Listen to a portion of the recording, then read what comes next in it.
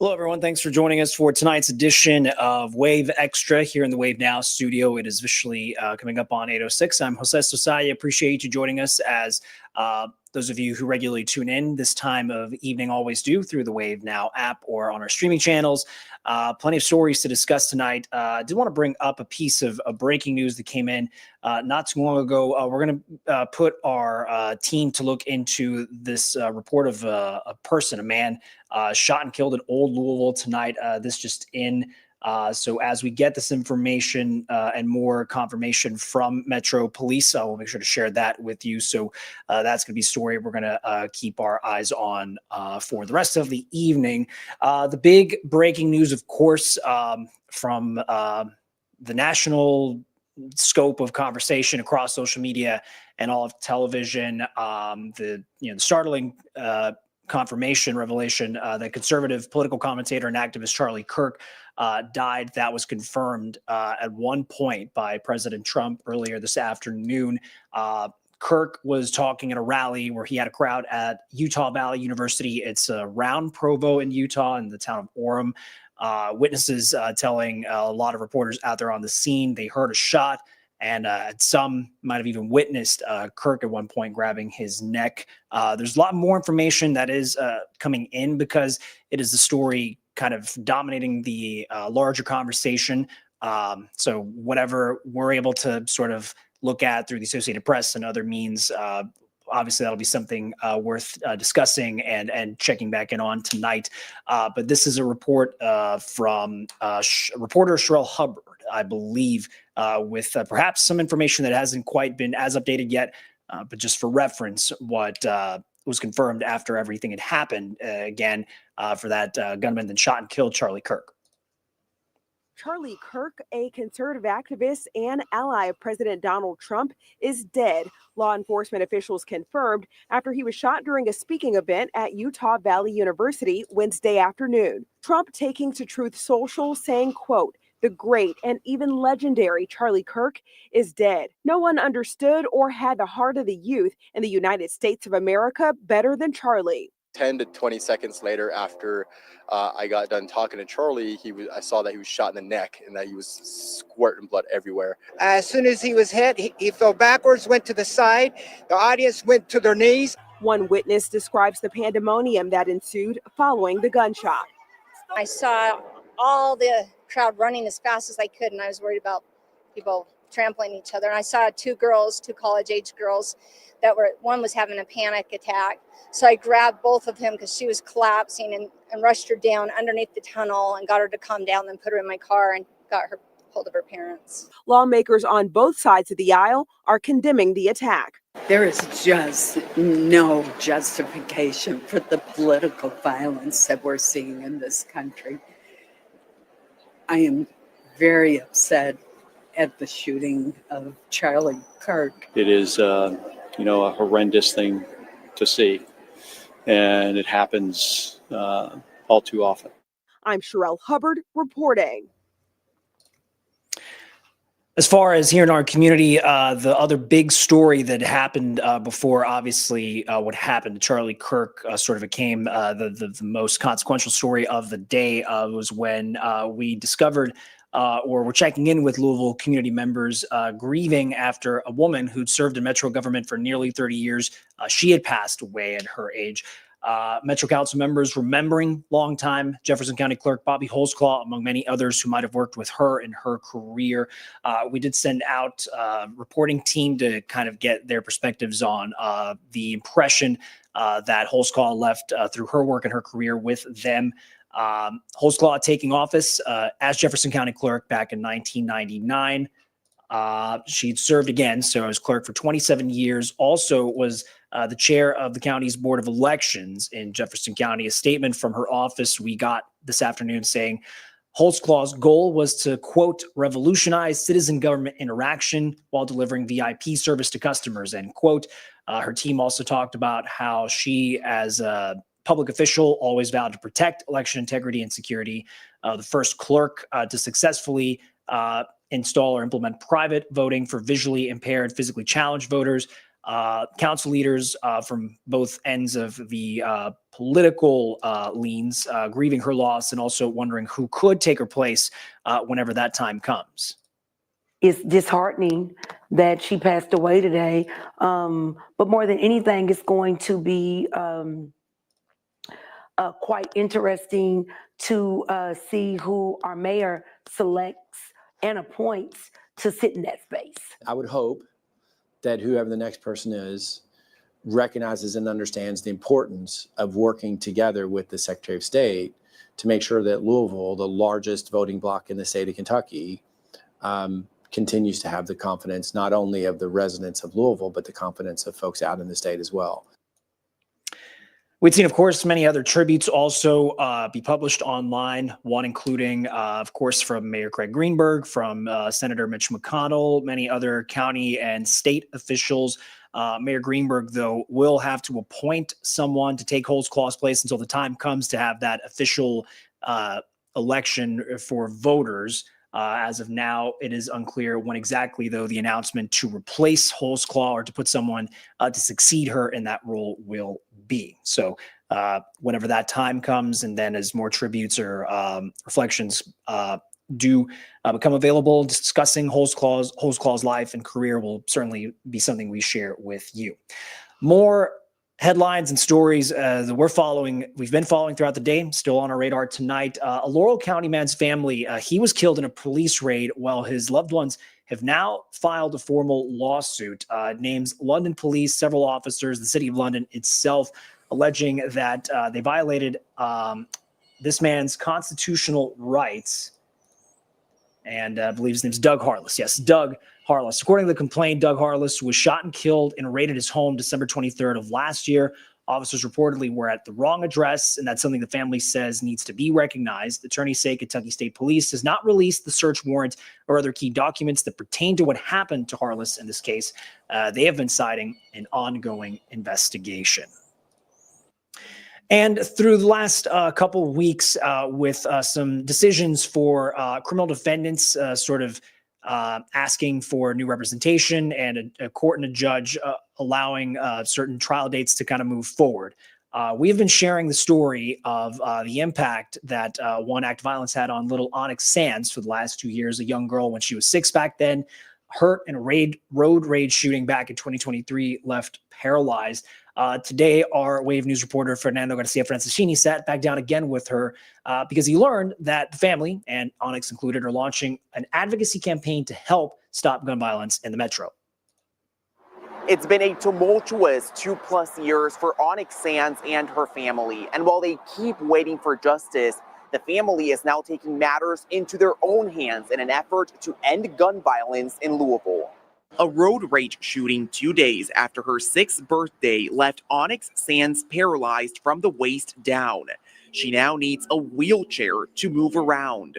It's something Onyx's mother, China, says has had a profound impact on her daughter's life as well as those around her. When we are having gun violence and these kids are affected, it does not only affect the kids, but every single person that is around that kid. And because she knows the impact of gun violence firsthand, Onyx is now launching her own advocacy campaign. She's an official advocate now. Let's clap it up for her on that. It's called Onyx Strong, advocating for safe and healthy kids. The goal is to inspire other children to get involved in the fight against gun violence. I hope that it's very head-turning because, you know, when people hear that little voice and they see that little smile, they're instantly drawn to her. So hopefully they can see that, and that, you know, gives them the urge to want to do more or want to do better. That little voice and smile will partner with community organizations like the 2X Game Changers and others to educate people through public speaking events, social media campaigns, and TV appearances. I'm looking forward to see kids happy, see kids be brave. The family is having to wait longer to get justice. The trial against the suspects in the shooting was pushed back from September 2nd to April 2026 after one of the suspects changed lawyers. And while the wait is frustrating, China and Onyx are looking forward to making the most out of that time by encouraging others to join their cause. Fernando Garcia Franceschini, Wave News. We are here at 8:15, taking a look from our Skytrack camera on the other side of the river from Jeffersonville, enjoying that thin wisp of clouds, a little bit of the sunset in the background before we see all the city lights start to shine bright in downtown. We're going to reset to go over some more of today's stories that our reporting team went to check in on and other things we want to break down for you as we sort of unpack the day's big stories. And of course, looking and focusing what's happening here in our backyard, in our home, and around the state of Kentucky and crossing into southern Indiana. So we're going to take that quick break and be right back with much more Wave Extra here in the Wave Now studio.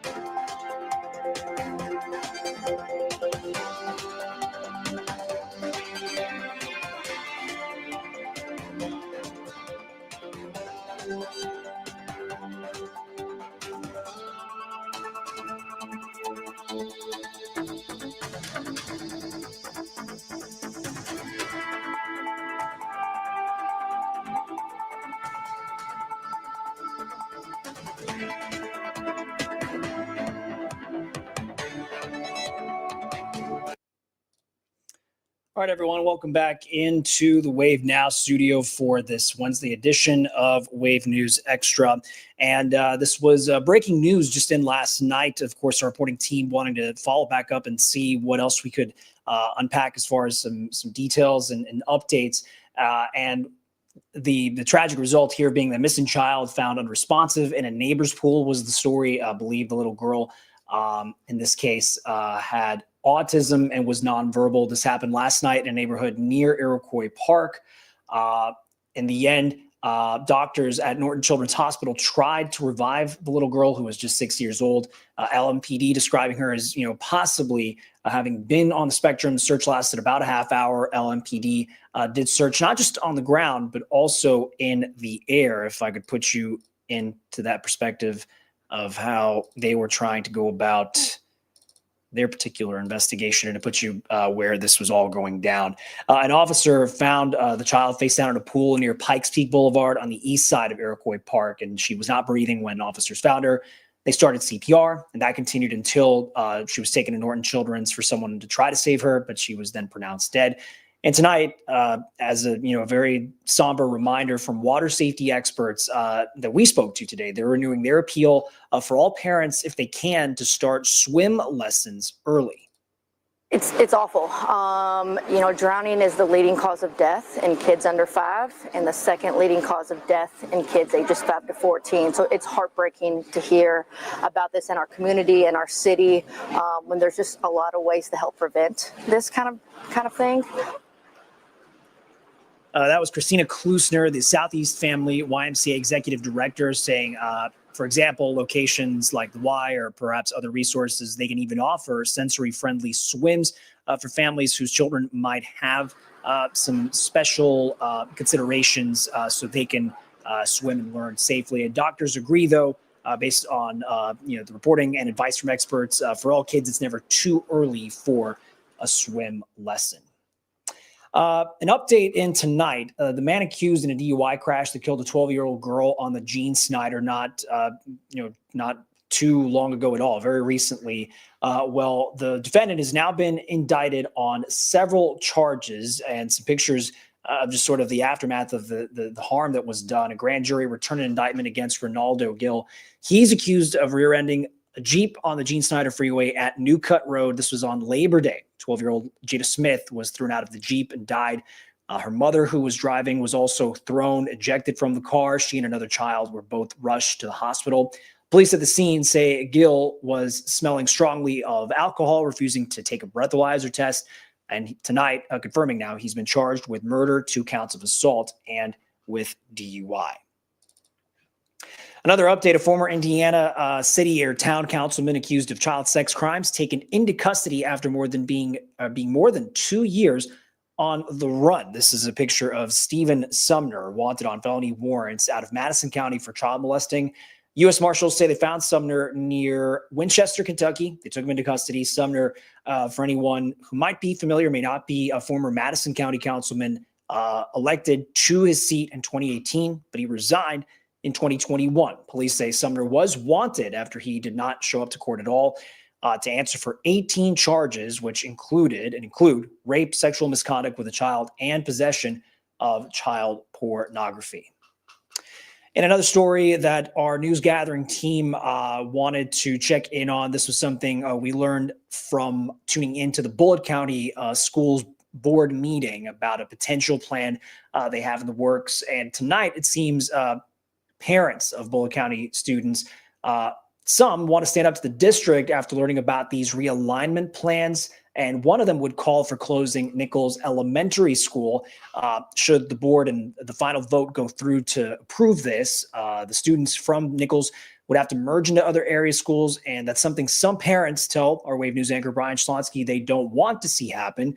The district countering, though, that they have no choice is their stance. The closure is a last resort, they say, after changing demographics and some low enrollment. So this is our Brian Schlonsky's report.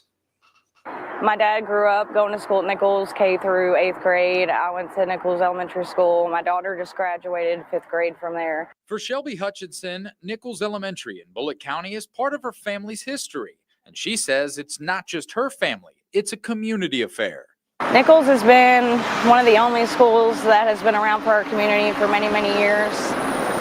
A lot of the same teachers that taught my children, and they're all very integrated. But this week, the Bullitt County Public School Board was presented with a proposed realignment plan.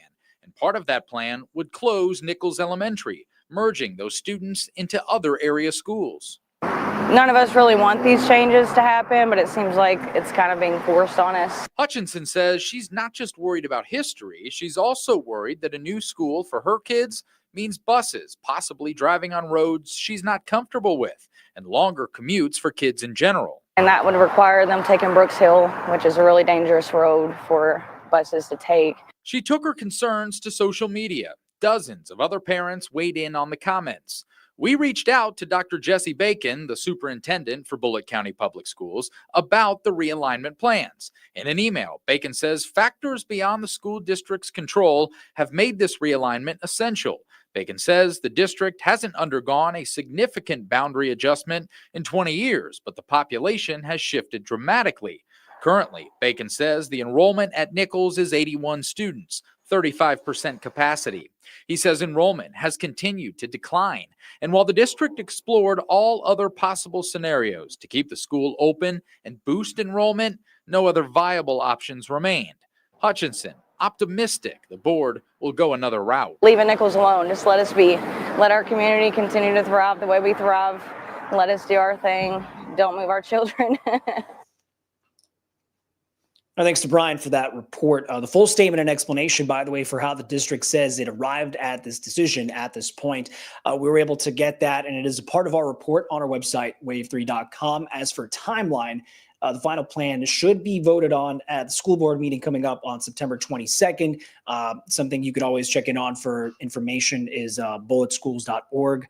If that's something you're interested in participating in this upcoming school board meeting. Again, that's September 22nd. We're going to take a quick break to reset and go through more of today's big stories, things we want to share with you as you're joining us on the Wave Now app and on our streams as well. So we'll be right back with more Wave News Extra.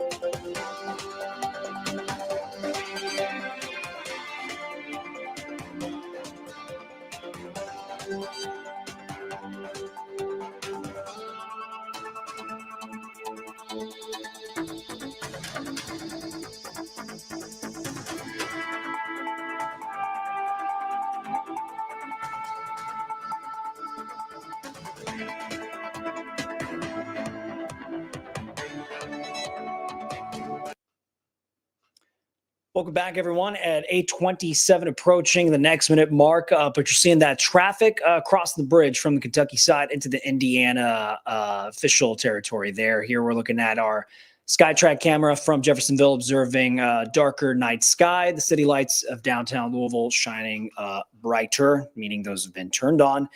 So stick with us as we're going to keep going through the next couple minutes to go unpack and go through the stories of the day here in the Wave Now studio. And as part of the whole team gathering this information, we're looking now at some stories impacting Kentucky overall. In fact, Kentucky's been experiencing several devastating natural disasters in the past several years, many of which we've gone out to cover the immediate aftermath and the consequences and the effects having on communities, even after a lot of it is cleaned up. In fact, there's some data showing disasters, though, are happening more often in the U.S. than ever before.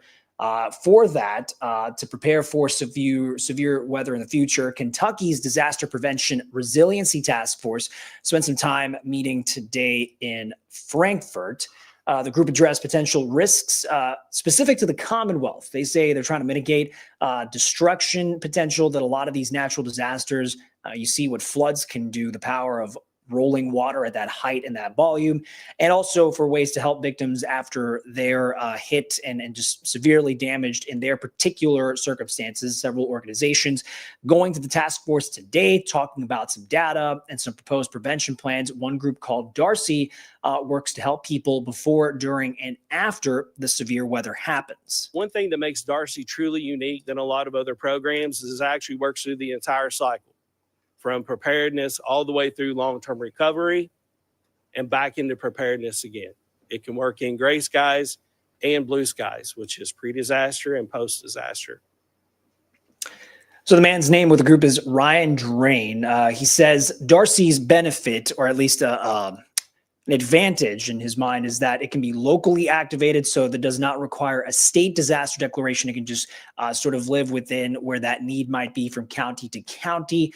The organization has some offices and setups already in several Western Kentucky counties, but whatever the task force should decide to implement or update will be something we'll certainly be keeping an eye on here in the Wave News newsroom. A little bit of a timeline check because it has been around 9 months. Well, believe I might have the wrong video to talk to you all about the story. Okay, here we go.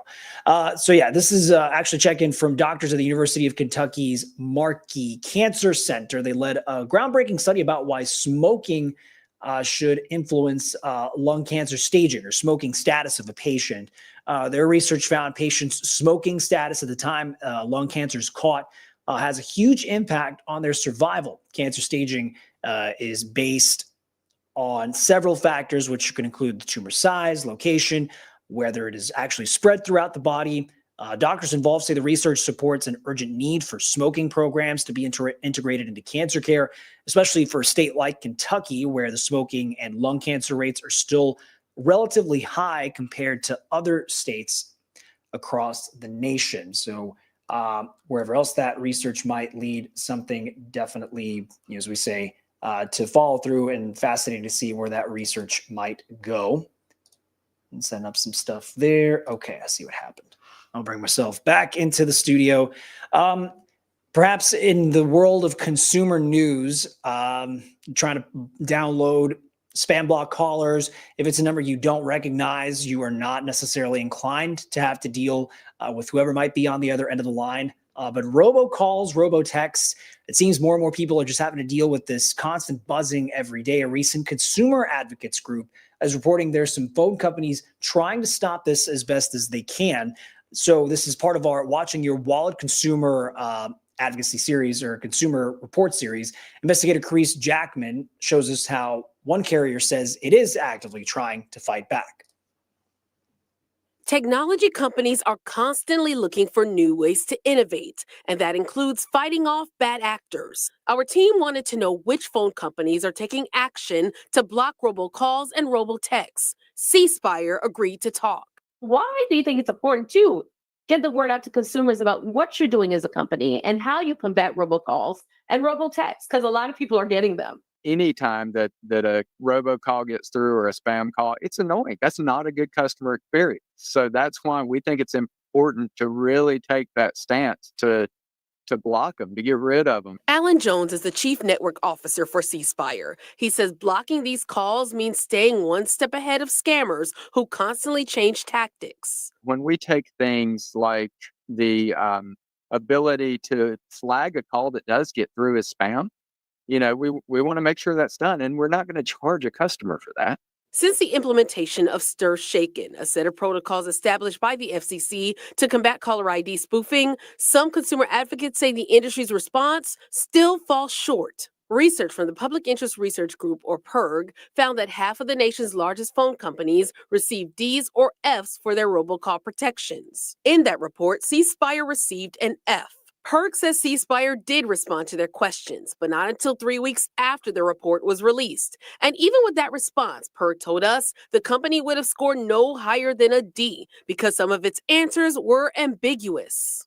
Well, you're arguing it be against those who may feel that our companies are not doing enough to protect people against robocalls or robotexts. I know there were some reports out that if people didn't respond to a email that was sent in the right amount of time, they were just automatically flagged as failing. So I want to make sure the reporting's right, because that annoys people too. And I do think the one thing that that's really not understood well is just how creative these scammers and spammers get. They pop up as new companies. The creativeness to launch a new company strictly for the ability to make these kind of robocalls and spam calls is just, it's insane what a person will do to be a bad actor.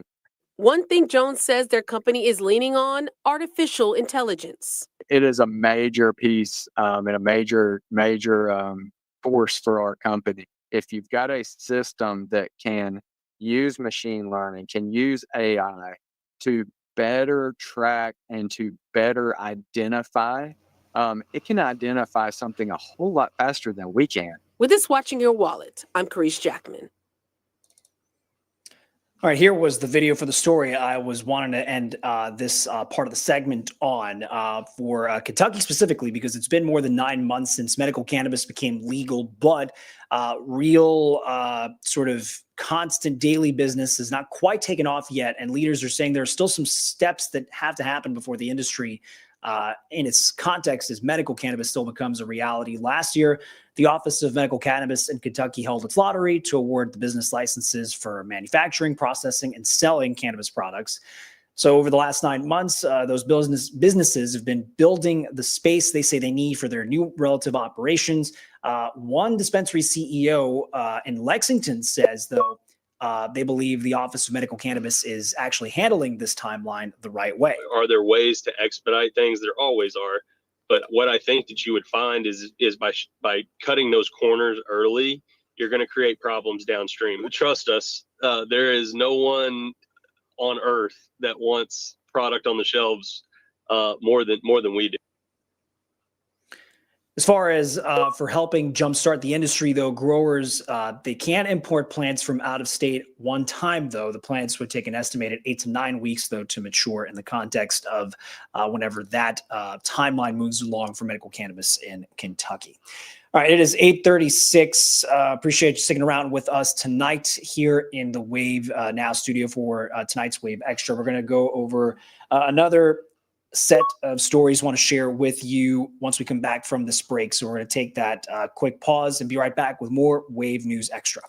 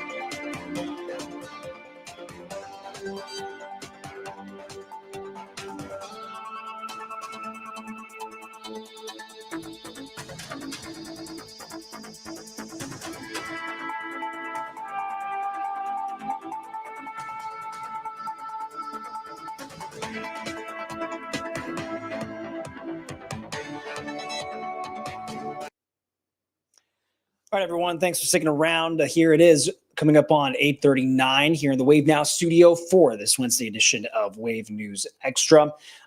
For checking in with the rest of our team and the great stories or the important stories they're checking in on throughout the community. Leaders with the city's new diagnostic testing and infectious disease lab say their clinic and the work they're doing is going to impact lives across the country, but in particular meaning for rural communities in Kentucky. And I want to show you a little bit of that video from this unveiling of the lab that we were able to get. Let's see there. So there's the grand opening of, instead of waiting 3 to 5 days for lab results, people who come to this lab can get them in 24 hours. It's a new facility that's going to have 230 full-time workers there providing test results overnight through Health Track RX. The company says its big goal is to make sure where you live is not a reason for you to A, receive worse care, or B, increase the risk of you dying. For many people, the waiting period can feel like an eternity. There were several experts, advocates, political leaders, Lieutenant Governor Coleman showing up as part of the grand ceremony there, talking about her own health journey and how a facility like this could make a difference, not just for patients. We had a 9-year-old female child who came in with urinary tract symptoms. The provider treated empirically, sent the panel out. The next day, we found that the child had chlamydia. You can imagine how devastating that was. But in addition to the devastating, how wonderful that it was tested for and we could treat it. We could get to Child Protective Services. This probably changed this child's life. And as far as the commentary from Lieutenant Governor, who you saw kind of in that comment or that soundbite we had there, Coleman and her story had been public about her double mastectomy surgery in 2023. So something, at least advocates for wanting better healthcare information and access that they are publicly supporting. The new facility is going to be next to the Louisville Airport. The address is 2425 Universal Way. All right, setting up for the last story for tonight. And it's something certainly bittersweet. It's a Louisville woman, and we had, a very meaningful, privileged opportunity to do this. She is giving it all that she can in the time she has left, and in doing this, not wasting any second of sharing what she feels and doing the things she loves. She's getting to live out her dream of becoming a bride, and her inner circle, advocates, the staff at her respective hospital here in the metro made that happen. And in part, also thanks to her now new husband and the staff at Norton Hospital, this patient's dream was made a reality. Wave News reporter Kirsten Foote shares more. Outgoing, very personable. Alexis Baker is 28 years old, a daughter, a sister, a friend, and a wife. They met through a friend. Alexis met Daryl Baker just after her life turned upside down. She ended up in the hospital, and then that's when they found the diagnosis. In October of 2024, Baker was diagnosed with stage 4 colon cancer. She began treatment immediately. Daryl has been by her side the entire time. This man got into this relationship knowing that there could have been sadness at the end of this. And the fact that he took on such a huge role and took the time to just get to know her aside of everything else, to me, that speaks volumes about this man. In just a few short months, their love only continued to grow with so much hope and promise for the future. They had talked about being married and that they had talked about having children. In July, doctors told Alexis that the cancer had spread. On Monday, they came to the decision to stop treatment and make Alexis as comfortable as possible in hospice care. Moments later, Daryl asked Alexis's parents for her hand in marriage. Both of her parents were like right now, you want to do this right now? And he was like, yes, absolutely. If we can make it happen, I'm going to leave and I'm going to go buy a ring. In less than 4 hours, a ceremony fit for a princess came together on the 5th floor garden at Norton Hospital. I said, if you want this to happen, I have a woman that can marry you. And then my twin was like, I bet I can find somebody to come take pictures. Her best friend Autumn was like, I'm going to stop. She wants red nails. So she stopped and bought some little red press-on nails. My mom brought me a curling iron and I was able to kind of curl around her face. Hospital staff put together the finishing touches. One of the nurses from the hospital played an acoustic guitar. They had fake rose petals. The wedding isn't technically legal because of the short time frame. They couldn't get a marriage certificate, but for all intents and purposes, Alexis is now a Baker. his granny and his mom was beside her bed, and she looked at grandma. She said, Alexis Baker, you got you a granddaughter. Their love forever lasting. She lights up when he's around. He's a good guy. Along with her new husband, her support system carries her. At her little ceremony, her work people were there, her best girlfriends were there, and her family that could be there was there. And I really don't think she would have wanted it any other way. She's affected a lot of people. I know that. She's a good girl. Kirsten Foote, Wave News.